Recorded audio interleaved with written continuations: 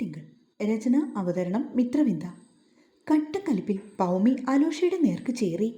അവനിതൊക്കെ കണ്ട് ചിരി വരുന്നുണ്ട്. എന്നാലും പെണ്ണിനെ ഒന്ന് ഇളക്കിയിട്ട് തന്നെ കാര്യമെന്ന് അവൻ തീർച്ചപ്പെടുത്തി. ഓ സോറി പൗമി, ഞാൻ പെട്ടെന്നറിയാതെ, വെരി സോറി. തൻ്റെ ചെയറിൽ പോയി ഇരുന്നു കൊണ്ട് അലോഷി സിസ്റ്റം ഓൺ ചെയ്തു. എന്നിട്ട് വളരെ ശ്രദ്ധയോടെ തൻ്റെ ജോലികൾ ആരംഭിച്ചു. വണ്ടി ഏറെ ദൂരം പിന്നിട്ട് കഴിഞ്ഞു. സജിത്തും ബാബുരാജും ഓരോ കോഫിയൊക്കെ കുടിച്ചൊന്ന് റിലാക്സായി. ആ ചെറുക്കനെ കണ്ടിട്ടേ എനിക്ക് അത്രയ്ക്ക് വിശ്വാസമായില്ല കേട്ടോ അളിയ. തനി ഉടായിപ്പാണെന്നാണ് എനിക്ക് തോന്നുന്നത്. സജിത്ത് പറഞ്ഞത് കേട്ടപ്പോൾ ബാബുരാജന് അത്രയ്ക്ക് ഇഷ്ടപ്പെട്ടില്ല. എന്നാലും ഒന്നും മിണ്ടാതെ അയാളിരുന്നു. അലോഷ ഡീസൻ്റാണെന്ന് ബാബുരാജന് തോന്നിയത്. വളരെ നീറ്റായിട്ടുള്ള പെരുമാറ്റമാണ്. കാത്തുവിനെ പോലെ തന്നെയാണ് തൻ്റെ പെങ്ങളെ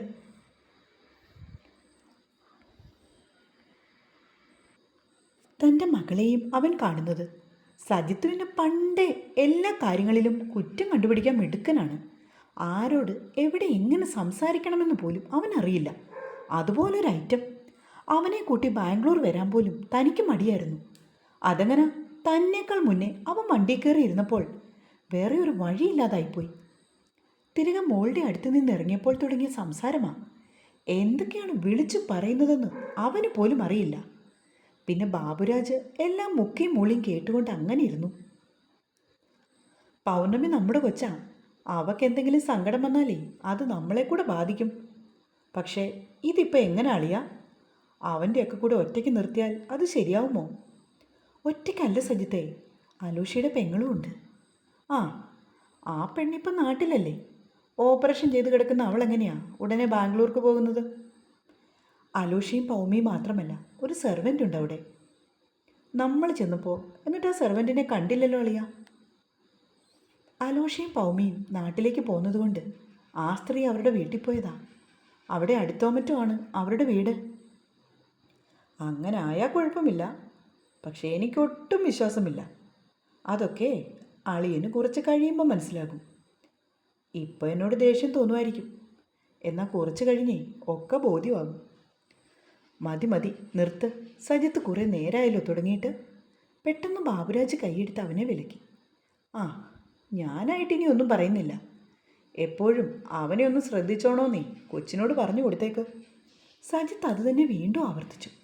അലോഷയാണെങ്കിൽ ഒരു കോൾ വന്നിട്ട് ആരോടും സംസാരിച്ച ശേഷം ജസ്റ്റ് പുറത്തേക്ക് ഇറങ്ങിപ്പോയ തക്കത്തിന് അവൻ്റെ ഫോൺ എടുത്ത് നോക്കുകയാണ് പൗമി. സ്ക്രീൻ ലോക്കായി കിടന്നതുകൊണ്ട് പെണ്ണിനൊന്നും മേലാത്ത അവസ്ഥയായിരുന്നു. 1-2 പാറ്റേൺ ട്രൈ ചെയ്ത് നോക്കിയപ്പോൾ എറർ കാണിച്ചു. പിന്നീട് ആ ഉദ്യമം അവസാനിപ്പിച്ച് അവൾ അത് തിരികെ വെച്ചു. അപ്പോഴേക്കും അലോഷി തിരികെ കയറി വരികയും ചെയ്തു. ആരെങ്കിലും വിളിച്ചിരുന്നോ പൗമി? ഇല്ല, അവൾ ഗൗരവത്തിൽ പറഞ്ഞു. ഞാൻ കഴിഞ്ഞ ദിവസം മുംബൈക്ക് പോയില്ലേ, ഒരു ടീമിനെ കാണുവാൻ വേണ്ടി. അവരിന്ന് നമ്മുടെ കമ്പനി വരുന്നുണ്ട്. എനിക്കിപ്പോഴാണ് മെയിൽ വന്നത്. അതെന്തിനാ വരുന്നേ? അവരുമായിട്ട് ഒരു കോൺട്രാക്റ്റ് സ്റ്റാർട്ട് ചെയ്യാൻ വേണ്ടിയാണ് ഞാൻ പോയത്. അന്ന് പക്ഷേ എനിക്ക് അത്രയ്ക്ക് ഡീറ്റെയിൽ ആയിട്ട് ഒന്നും സംസാരിക്കാൻ പോലും സാധിച്ചില്ല. കാത്തുവിൻ്റെ വയ്യാഴിക അറിഞ്ഞപ്പോൾ ഞാൻ പെട്ടെന്ന് മടങ്ങിപ്പോന്നില്ലേ കൊച്ചേ. ആ മുംബൈ ഗ്രൂപ്പിലെ ഒരാളെ കൂടി കാണേണ്ടതായി ഉണ്ട്. ആ പാർട്ടിയാണ് ഇന്ന് വരുന്നത്. അവർ വരുന്നത് എപ്പോഴാ? ഇന്ന് 3 മണിക്കെന്നാണ് പറഞ്ഞത്. നോക്കട്ടെ. ഇവിടെ പ്രത്യേകിച്ച് എന്തെങ്കിലും അറേഞ്ച്മെൻറ്റ്സിൻ്റെ ആവശ്യമുണ്ടോ? നമ്മുടെ കോൺഫറൻസ് കോളിൽ എല്ലാം സെറ്റ് ചെയ്യുന്നുണ്ട്. ഞാൻ അവിനാഷിനോട് പറഞ്ഞ് ഏൽപ്പിച്ചു. എനിക്ക് വേറെ കുറച്ച് കാര്യങ്ങൾ കൂടിയുണ്ട്. പറഞ്ഞുകൊണ്ട് അലോഷി ഫോണിൽ എന്തൊക്കെയോ ചെക്ക് ചെയ്തു. സ്മൃതി കൃഷ്ണകുമാർ, അവരാണ് മുംബൈയിലെ പുതിയ ഗ്രൂപ്പിൻ്റെ ടീം ഹെഡ്. അലോഷി അവരുടെ ഡീറ്റെയിൽസൊക്കെ നോക്കിക്കൊണ്ട് കസേരയിൽ വന്നിരുന്നു. 35 വയസ്സ് പ്രായം. അവർ ഏറ്റെടുത്തിരിക്കുന്ന ഓരോ വർക്കുകളും കണ്ടപ്പോൾ അലോഷി ഞെട്ടിപ്പോയെന്ന് വേണം കരുതാൻ. മിക്കവാറും സംസ്ഥാനങ്ങളിലെ മേജറായിട്ടുള്ള കമ്പനികളുമായി അവർ ബിസിനസ് സ്റ്റാർട്ട് ചെയ്തിരിക്കുന്നത്. ബാംഗ്ലൂരിൽ ഇതാദ്യമായാണ് ഇങ്ങനൊരു കൂടിച്ചേരൽ, അതും തൻ്റെ കമ്പനിയുമായിട്ട്.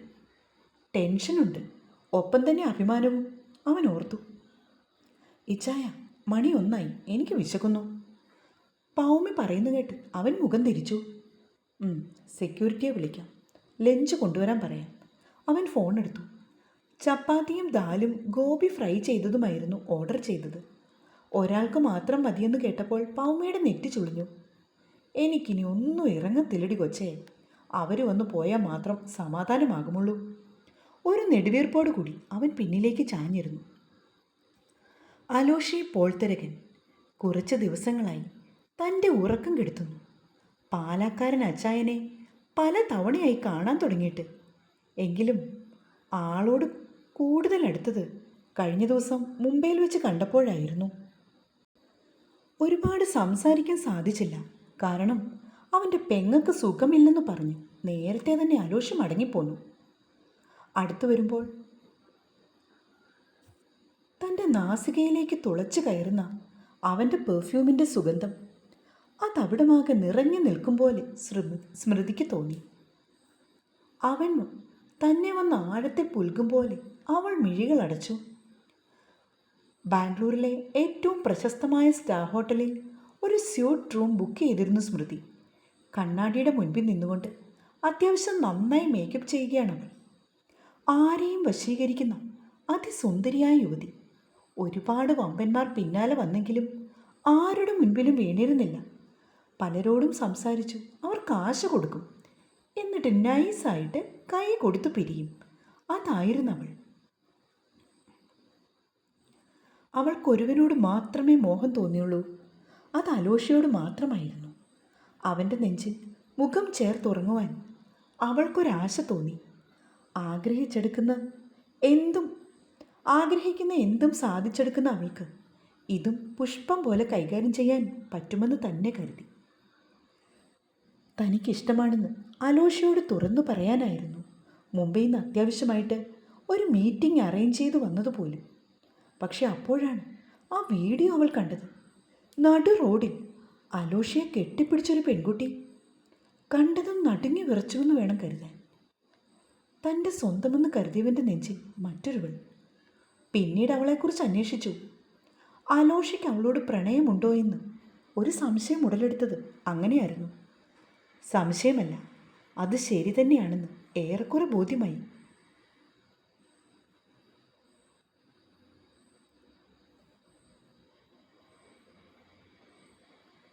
ഈ കിളുന്തു പെണ്ണിനെ പീസ് ആക്കാനും മാത്രം വിട്ടിയല്ല അലോഷി.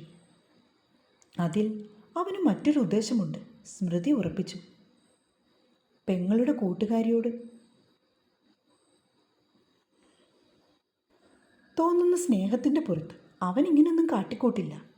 അപ്പോൾ പിന്നെ അവിടെ മറ്റെന്താണ്? ഒന്ന് ഊഹിച്ചാൽ മതി. ഇല്ല, അലോഷിയെ ആർക്കും വിട്ടുകൊടുക്കില്ല. ഈ സ്മൃതിയുടേതാണവൻ.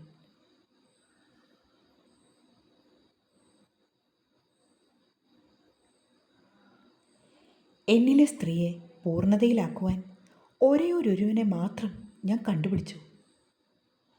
ലോകത്തിലൂടെ മുഴുവൻ യാത്ര ചെയ്തു. എന്നിട്ട് ആരോടും ഒരിക്കൽ പോലും പ്രണയമെന്നൊരു വികാരം തോന്നിയിട്ടില്ല. പക്ഷേ അലോഷി, അയാളെ കാണുമ്പോൾ, അയാൾ അടുത്തു വരുമ്പോൾ തൻ്റെ സിരകളിൽ ഒരു ലഹരി പതഞ്ഞു പൊങ്ങുന്നതായി അവൾക്ക് തോന്നി. അലോഷി എന്ന ലഹരി. അതൊന്ന് ആസ്വദിക്കുവാൻ അവൾക്ക് പിന്നെയും മോഹം. പൗർണമിക്കാണെങ്കിൽ നന്നായി വിശക്കുന്നുണ്ട്. ക്യാൻറ്റീനിൽ നിന്നും ഒരാൾ ഫുഡുമായി കയറി വന്നിരുന്നു. ആ മണം കൂടി വന്നതും അവളുടെ കൺട്രോൾ മുഴുവൻ പോയി. അലോഷയ്ക്കൊന്നും വേണ്ടെന്ന് പറഞ്ഞതിനാൽ അവൾ ആകെ ബുദ്ധിമുട്ടിലുമായി. ഇച്ചായനും കൂടി വരൂ, നമുക്ക് ഒരുമിച്ച് കഴിക്കാം. ഇപ്പോൾ വേണ്ടടി കൊച്ചേ, നീ കഴിച്ചോ. എനിക്ക് തൊണ്ടക്കുഴിയിൽ നിന്ന് താഴോട്ട് ഇറങ്ങില്ല, അതാണ്. കൈപ്പത്തി ചുരുട്ടി കൂട്ടി തിരുമ്മിക്കൊണ്ട് അവൻ ആ റൂമിലൂടെ അങ്ങോട്ടും ഇങ്ങോട്ടും നടന്നു. ഇത്രയ്ക്ക് ടെൻഷൻ അടിക്കേണ്ട കാര്യം എന്താ? മറ്റെന്തെങ്കിലും പ്രശ്നമുണ്ടോ? ഇച്ചായനുമായിട്ട് സംസാരിക്കാനല്ലേ അവർ വരുന്നത്. സംസാരിച്ചിട്ട് പോട്ടെ. അതിന് വിശപ്പും ദാഹവും ഉപേക്ഷിച്ചിരുന്നിട്ട് വല്ല കാര്യമുണ്ടോ? വരുന്ന പാർട്ടിയെക്കുറിച്ച് നിനക്കറിയാൻ മേലാഞ്ഞിട്ടാണ് കൊച്ചേ. സ്മൃതി കൃഷ്ണകുമാർ എന്ന് നീ ഒന്ന് ഗൂഗിൾ ചെയ്ത് നോക്കിക്കേ. എന്നിട്ട് എന്നോട് സംസാരിക്കുക. ഓ, എനിക്കിപ്പോൾ അതൊന്നും നോക്കാൻ വയ്യ. കഴിക്കാൻ വരുന്നുണ്ടെങ്കിൽ വാ. വേണ്ടാഞ്ഞിട്ടാ, നീ കഴിച്ചോ കൊച്ചേ. അവൻ ഒഴിഞ്ഞു മാറി. എന്നിട്ട് അവിനാശിനെ ഒന്ന് കണ്ടിട്ട് വരാമെന്ന് പറഞ്ഞ് പുറത്തേക്ക് ഇറങ്ങിപ്പോയി. അലോഷി അത്രയ്ക്ക് ടെൻഷൻ അടിച്ച് നടക്കുന്നത് ആദ്യമായിട്ടാണ് പൗമി കാണുന്നത്. എന്തെങ്കിലും ഇത്തിരി കാര്യം മതി ആൾ പെട്ടെന്ന് ഡെസ്പാകുമെന്ന് അവൾ ഓർത്തു. കാത്തുവിൻ്റെ സർജറിയുടെ ഒന്നും ഇതുപോലെയായിരുന്നു. ഇന്നാണെങ്കിൽ അതിനേക്കാൾ ഒരു പിടി കൂടുതലാണെന്ന് തോന്നുന്നു. വിശന്നിട്ട് കണ്ണു കാണാൻ വയ്യെങ്കിലും അലോഷി കഴിക്കാനിരിക്കാത്തതിൽ പൗമിയും ഫുഡ് കഴിക്കാനായി പോയില്ല. കുറച്ച് വെള്ളമൊക്കെ കുടിച്ച് അവൾ അങ്ങനെ ഇരുന്നു. പുറത്തേക്ക് ഇറങ്ങിപ്പോയ അലോഷിയെ പിന്നെ അവൾ കണ്ടില്ല. ആളിതെവിടെയാണെന്ന് അറിയുവാനായി ജസ്റ്റ് ഒന്ന് കോൾ ചെയ്ത് നോക്കാമെന്ന് കരുതി ഫോൺ കയ്യിലെടുത്തപ്പോഴാണ് ഡോർ ഓപ്പൺ ആയത്. കോഫി ബ്രൗൺ നിറമുള്ള ഒരു ജോർജറ്റ് സാരി ഉടുത്തുകൊണ്ട് സ്ലീവ്ലെസ് ബ്ലൗസുമിട്ട് അതിസുന്ദരിയായ ഒരു യുവതി അകത്തേക്ക് കയറി വന്നു. ഒറ്റ നോട്ടത്തിൽ ഏതോ ബോളിവുഡ് ആക്ട്രസ് ആണെന്ന് അവൾ ഓർത്തത്. വിളഞ്ഞ ഗോതമ്പിൻ്റെ നിറമെന്ന് പറയുന്നത് ഇതാണെന്ന് പോലും പൗമി ഒരു വേള ചിന്തിച്ചു. പട്ടുപോലുള്ള അവരുടെ മുടി മുഴുവനായും എടുത്ത് വലത്തെ തോളിലൂടെ താഴേക്കിട്ടിരിക്കുന്നു. വളരെ സിമ്പിളായിട്ടുള്ള ഒരു ഡയമണ്ട് നെക്ലസാണ് കഴുത്തിൽ കിടക്കുന്നത്. അല്പം ഹെവി ആയിട്ടുള്ള അതിനോട് മാച്ച് ചെയ്യുന്ന കമ്മൽ. അത് അവളുടെ കാതുകളെ മനോഹരമാക്കി. അത്യാവശ്യം നന്നായി മേക്കപ്പ് ചെയ്തിട്ടുണ്ടെങ്കിലും കാണുന്നവർക്ക് വളരെ ലൈറ്റായിട്ടാണ് തോന്നുന്നത്. അത്രയ്ക്ക് പെർഫെക്റ്റ് ആയിട്ടുള്ള മേക്കപ്പ് ആയിരുന്നു. പൗമിയെ നോക്കിയൊരു പുഞ്ചിരിയോട് കൂടി അവരകത്തേക്ക് കയറി വന്നു. ഇരിപ്പിടത്തിൽ നിന്നും ചാടി എഴുന്നേറ്റ് അവരെ നോക്കിയപടി നിൽക്കുകയാണ് പൗമി.